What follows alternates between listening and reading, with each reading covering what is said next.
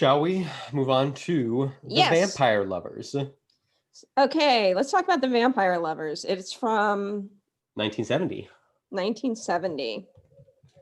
It is a period horror, a Gothic horror.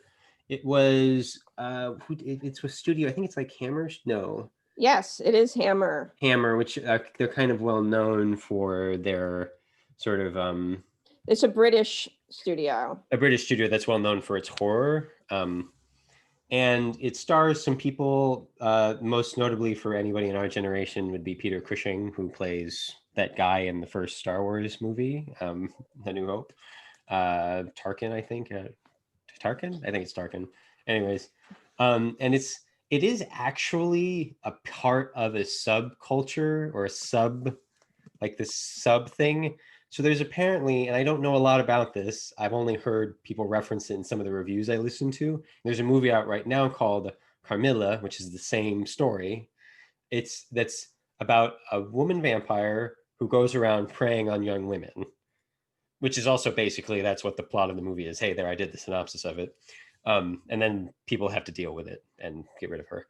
Anyways, and so it's actually, there's like a sub there. So I think there have been a number of these versions of movies, and like I think it's been reclaimed by like I guess the lesbian community or the queer community. I don't know. And so I was kind of curious to watch it for that reason, and maybe do some more watching of it just out of curiosity because I don't know. It's an interesting, weird little subculture. But I watched it because it's on Criterion right now, and I told Sarah to watch it, and apparently I'm getting a finger, one of these hand signs as like, well, she didn't hate it, she didn't love it, maybe it was worth watching. Yeah. So is that kind of what you wanted me to watch it, so it was something to you. Is it that lesbian queer aspect of it that drew you in? Is it? So I was curious both just because it's a movie on Criterion and has something of note going on there, but then because I also knew that one of the things of note might be the lesbian queer aspect. Also, It was Gothic, and it had kind of it reminded me of that movie we watched, The Haunted Palace or something, or whatever whatever that one with Victor Price, that's a remake, or that's a version of H.P. Lovecraft. And I enjoy this kind of silly looking Gothic, like period piece movies. Very on a stage. You're in forests that are on a stage. I kind of enjoy that look. There's something, I guess it's campy. Like there's something campy about it. It made me think of Targets, like the Boris Karloff film and Targets. Which could have been made by Hammer. Who knows? Those are the reasons. Like I personally just enjoy that style. But I thought you particularly would enjoy the Gothic aspect and maybe the sort of lesbian queer undertones. And I wasn't sure if you knew about the place it has in history as a part of this sort of movies that get made. So, I mean, coming out of it, I had a couple reactions in watching it. One was that I feel like we could almost do Hammer films, and I don't know much about Hammer films, but they were very Gothic. There's something very British about it, even though supposedly it takes place in like Vienna or something like that. I enjoyed the parts where it felt like a Jane Austen film. I think it's actually earlier time-wise, but it's like people are dancing and having these conversations, and Gothic horror was big in Jane Austen's time. She made fun of it a few times. So something about like gossip about people who are dark and mysterious and evil. I enjoyed that aspect of it. And I thought about Alien Prey, and just because it had that British of a certain era look. Sure. Spoilers. Reminder, spoilers for this. I don't think we actually said that, but spoilers. Yeah. But I'm curious what the queer theory on it is, because in some ways, I'm sure it's refreshing that there wasn't really. It's just like women being close with each other. That was not really the issue. Like, not on the top level of what was going on. Right. That no one objected to these women being these close. Yeah. No one really knew what was going on either, and probably would have objected. But at the same time, there is something very porn set up about the whole thing. where Yeah. like Carmilla, who had other names in the movie, would like show up and just walk in and act so strange and just be kind of like staring, and her, you know, beautiful young victim would just kind of be. And it's like, you say I like movies where people like act like aliens, but this is like, you know, these people are like carrying on their British lives. And meanwhile, like this woman in a see-through outfit keeps wandering around staring at the young women who stare back. And it just feels like the pizza man has showed up at the front door and she's opened it with no clothes on. And now they're going to have sex. Like, it's just like that. Yeah, I get And that. and I'm sure there's a refreshing aspect to like, oh, you know, they're just sexual and it's fine. But it's also like, I would have liked, like, maybe did she fall in love with the one girl and was going to have trouble killing her? Like, there wasn't much there. Like, she just showed up. Like, she This is shows up, definitely true. kills the young woman. She goes on to the next place. The people find her. They kill her. Like, the end. Like, That was a part of what was so interesting and to lots me. of boobs. Lots of boobs. If you are interested in boobs? boobs, you got them here. They're there. So sorry, were you done? I think so. I agree with you completely. A part of what was amusing to me and interesting was that really it is just what it is. There isn't a lot there, which is not really untrue of like Night of the Living Dead or something like we were just talking about. There ends up being stuff with Night of the Living Dead. It seems like kind of unintentionally, maybe partially intentionally. The Vampire Lovers, I think there's a subtext, and I think it's probably intentional. Who knows? But at least it seems intentional to me. There's a subtext of like, oh my God, oh no, lesbians. And it's like, which just makes me laugh because like, so I was kind of laughing at some of it because like they were just afraid that these young women were going to be turned rotten by this slightly older, mature lesbian woman. Yeah. And it's like, there's probably some bad stuff there, like in terms of like what that was really saying to people of the era. At the same time, it is just so ridiculous and silly. The subtext is so ridiculous and silly. The text of the movie is.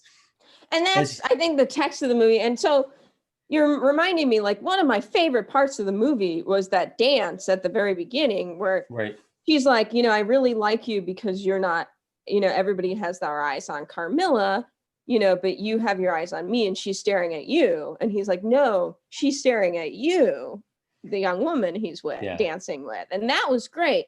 But here's the thing about Gothic. I like Gothic that's aware of like, where it's like a lot of Gothic romance is like a woman or a governess shows up, like The Innocents, if you ever watched that, based on Turn of the Screw, like shows up at a dark, creepy mansion and there's this figure and he's very mysterious and dark and everybody's like, here's his tragic past and here's all the darkness and the weirdness. In this film, it's like, everybody's like, Carmilla's great.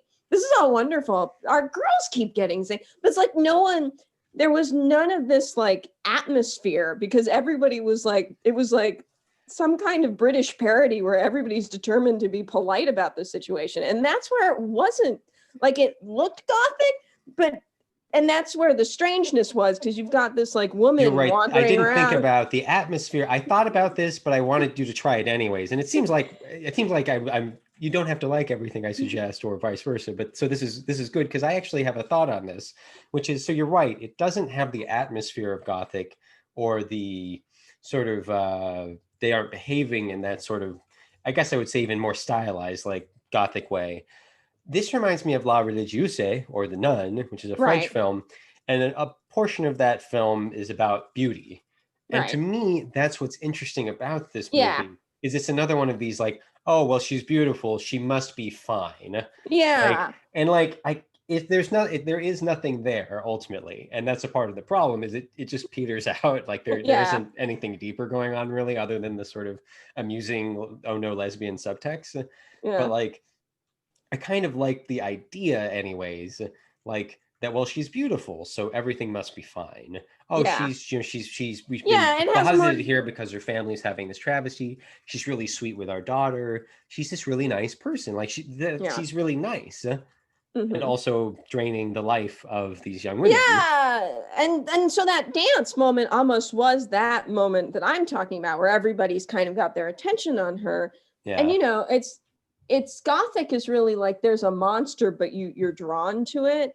And in this, it was like nobody was willing to admit that there was a monster around. So it wasn't very like, it was like she's really not. They do, but it's sorry. Hey, it's the pizza man, and the pizza man's just lovely. Like, they do eventually figure out there's a monster, but it's like at the end, and we haven't really built to it very well. Yeah.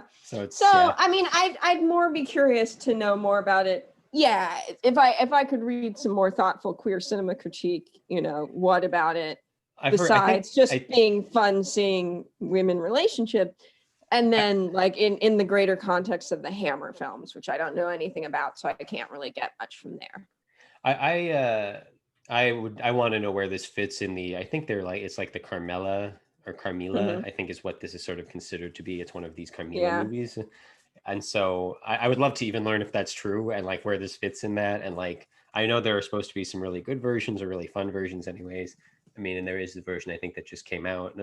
So, anyways. and the HP Lovecraft literary podcast guys have done Carmilla. I may have even listened to it, but I don't remember it very well. Yeah. The actual story, because it's based on a story, so they've done the actual text. They've read it and talked about it. Right. Yeah, I think this is apparently the first in the Karnstein trilogy, is what I'm reading on Wikipedia, so I'd be curious. I don't know what that even means. I think that's one of the characters. You're just dying to know about. Well, and that whole thing. Can I just have a moment for that story? Go for it. So there's a frame story that the guy like killed all the vampires, but he couldn't find one, and this was like 40 years ago. So he just like went home, like he was just done. And so then they're like, "Hey, we think she's back," and he's like, "I was looking for her 40 years ago," and it just so it's this weird like you dropped your keys and just stopped looking for them at some point. But also you moved to a new house, like you're like, well, I can't live there anymore, like it just like the logic of that. So and it just I may have liked the camp more than you in this particular case, but and it has it. And just watching this lady just wandering around in her, I mean, it is see-through. You see everything through it. And I mean, I get it, but it was just also like the doctor is going to take her shirt off to like, I mean, you give me crap for some of the terrible 80s stuff I like, but this is the early 70s version of that. So I'm turning a leaf on some of the crappy 80s stuff you like especially because I can't throw any stones considering I like movies like this. Yeah. And really just this movie, it's like I really doubt that the women in this movie were comfortable showing their boobs as much as they did. Yeah. And that makes it kind of icky. Like I'd need to look to know for sure. I mean, at the same time, in this day and age, it's like, no, free the nipple. Let's everybody be naked if they want to, whatever. So it's like, I kind of just have to shrug and be like, let's make sure in modern day that people are always comfortable with the roles they have. Yeah. I mean, some people like freeing their nipples. I mean, it's not my thing, but I'm not going to. There's a recent movie where Scarlett Johansson, well, not recent, but in the last decade or so, where Scarlett Johansson is naked, and I forget what it's called all of a sudden. It's the sci-fi movie. Anyways, and like it was something she agreed to do, and she was scared to do it, but she did it anyways. And I don't know, that seems fine. Like it's just something to challenge yourself to do. I don't know. Yeah. I wish that's were the case with the Vampire Lovers, but I'm sure it's not. Well, I'm not that sure either way, but I understand it's a concern. Yeah. Anyways, that's really all we got to say about that. Yeah.